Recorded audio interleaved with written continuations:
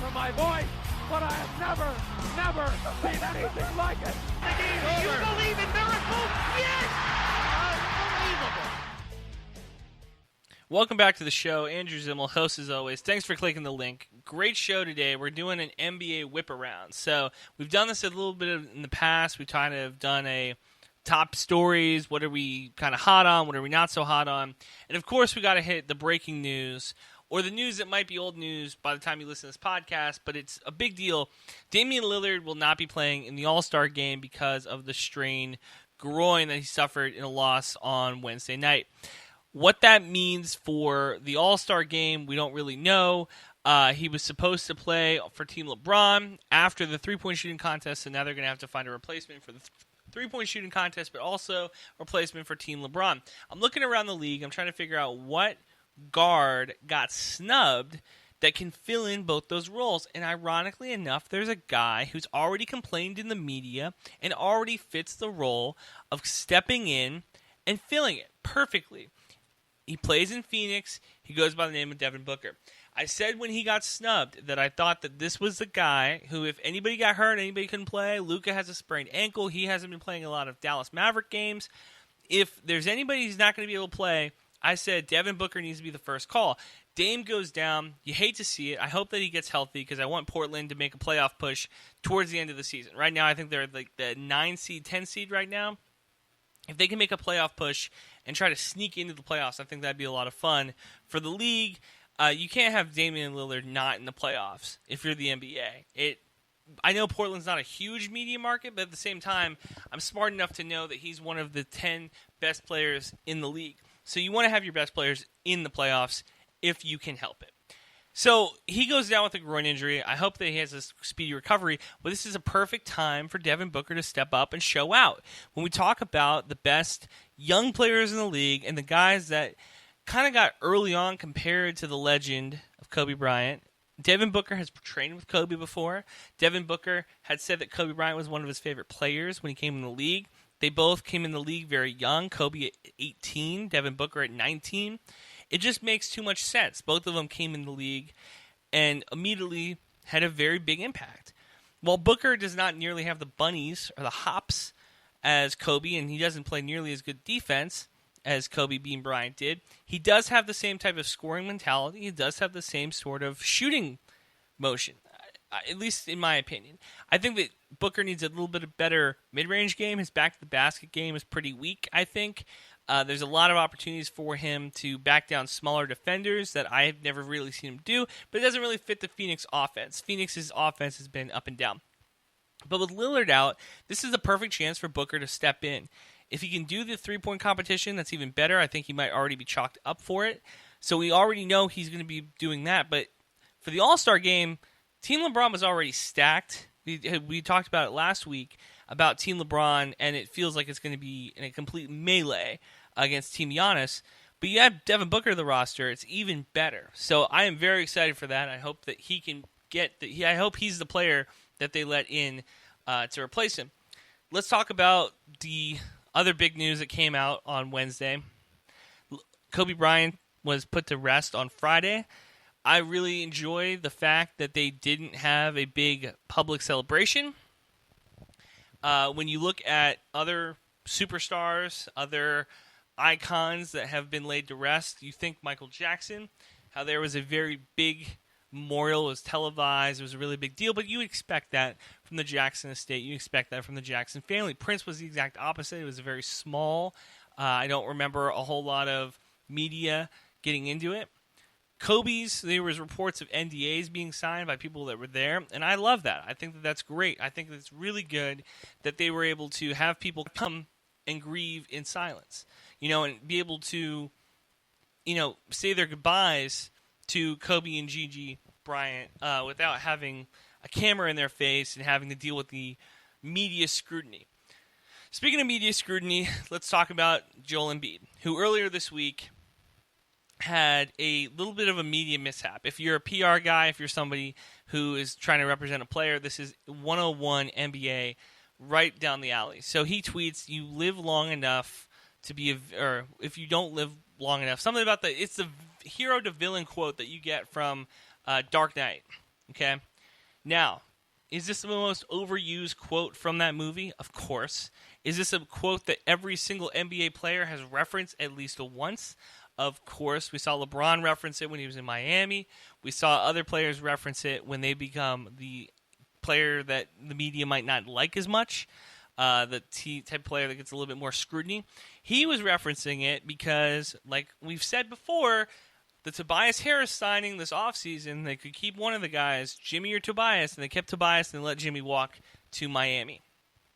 We knew then that Jimmy Butler was a big Embiid guy, that they were friends in the locker room, that the locker room was divided last year when they lost to Toronto, that there was a side of the locker room that was Embiid people, there was a side of the locker room that was Ben Simmons people.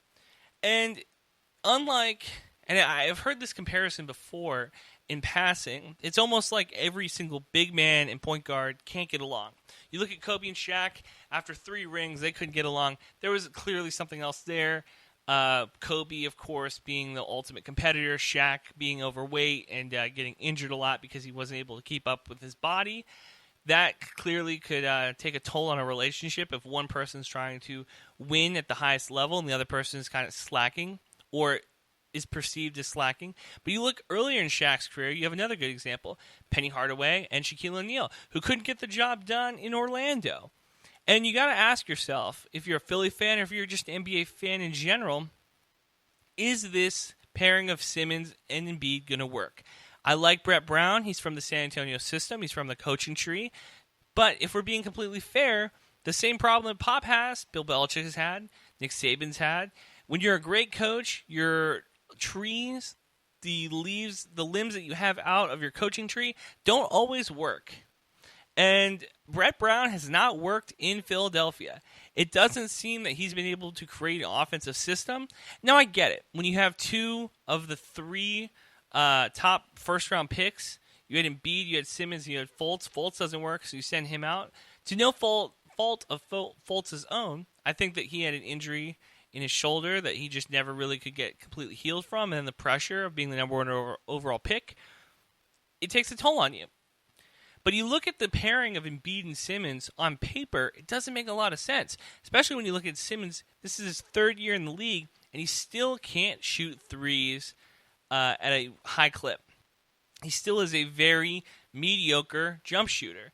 And in a league where mid-range jumpers are considered a bad thing, in a league where DeMar DeRozan misses the All-Star game after being super efficient but not being very flashy, not being able to shoot the 3, not being able to really get his way to the rim.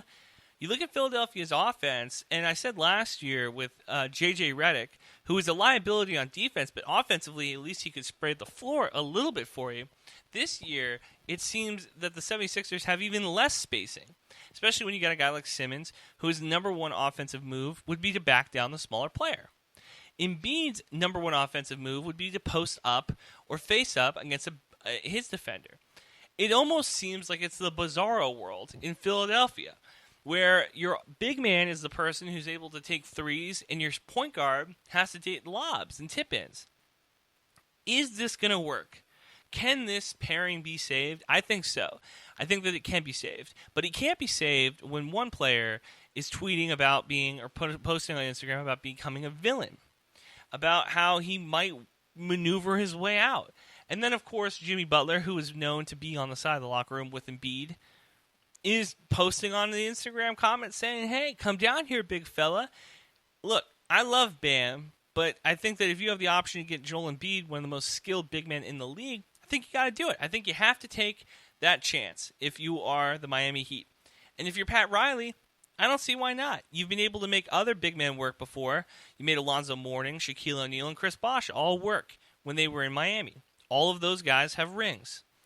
Joel Embiid never has figured out a way to be a dominant presence down low. Ironically enough, I think that if you ask people around the league, they might say Nikola Jokic is a more dominant presence down low. That he can be able to pass out of the post and be able to back you down and be able to hit it in your face and hit you with a bunch of maneuvers down in the paint. Embiid doesn't have that. Embiid doesn't have that number 1 power move the way that Jokic does. The way that, and I hate to say this, Dwight Howard in LA has at least has the type of footwork now. I know he's been in the league almost 20 years now, but he at least has the footwork to kind of make some things happen. Embiid is quick, but it's always off the dribble.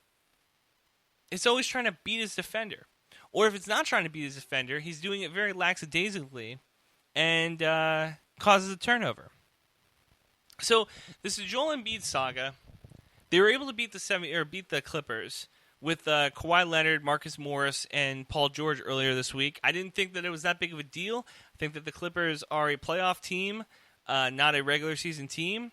We saw Kawhi Leonard last year be a guy that didn't play a ton of games in the regular season, had a minute restriction, and ended up being arguably the most dominant playoff player in the last 30 years. I think that him and Michael Jordan and LeBron all can kind of talk about it at the end of their careers, about who had the most dominant postseason run. But Kawhi had one of the most dominant runs, able to knock off the 76ers, then able to knock off the reigning MVP in Milwaukee, and then, of course, knocking off a team that was trying to have a three-peat in Golden State. So he has had an incredible career up until this point. Paul George has somehow been able to miss a majority of the season and still have an impact on this team. But I mentioned with the trade deadline stuff, I didn't love the Marcus Morris addition. I didn't think that he was a very good player to fit in with this roster. I especially didn't think he was going to be a very good starter. And this is up to Doc Rivers. And this is always what I've said is Doc Rivers' downfall, is that I don't think he's a very good in-game coach. I don't think he's a very good coach when it comes down to it, making changes on the fly. We saw him blow the lead to the Rockets in the 2015 Western Conference semifinals. We saw him not be able to do anything in Game 7 of the NBA Finals in 2010. When you need in-game coaching, I don't think Doc Rivers is the guy for it. But to be fair, he now has a team of vets. There's not a whole lot of young players on this Clippers roster. And if you want to go even deeper, there's not a whole lot of guys who haven't had some sort of success at the NBA level. Now, granted, Paul George has never really won anything, but he played in a couple Eastern Conference Finals. Pat Beverly has never won a title, per se, but he's played in a couple Western Conference Finals, and he has the dog in him. Lou Will and Montrezl Harrell haven't really done a whole lot when it comes to winning in the NBA, but again, they have that type of game, they have that type of mentality, I think, to, when the chips are down, be able to make a play. So, when you look at this roster for the Clippers, and you look at Doc Rivers, I really want them to find it out and click, because I think that when everything is clicking on all cylinders, I think they're one of the 5 best teams of the last decade. From a talent standpoint, I don't think that's debatable. But the question is, can they figure out a way to get everything clicking? And I look at Doc Rivers, and I think that, he might be a better coach than Frank Vogel and has a lot more name recognition than Frank Vogel. If it comes down to a playoff matchup between the Lakers and the Clippers in the Western Conference semifinals or finals, I might take the Lakers just on the fact that they have an on-the-court general in LeBron James who's going to be able to do some more stuff for you. And I never love whatever team has LeBron has an advantage just from a physical point of view, because I agree with that. But I think from a coaching point of view, too, that he just does so much on the court to be able to direct traffic, to be able to call plays. He sees things that other coaches, other players might not see, because he's played in enough big games in his career. You talk about the 8 straight finals trips. He's played enough big games in his career to know what's coming, who's going to do it, what type of shots are they going to take, and who's going to take those shots.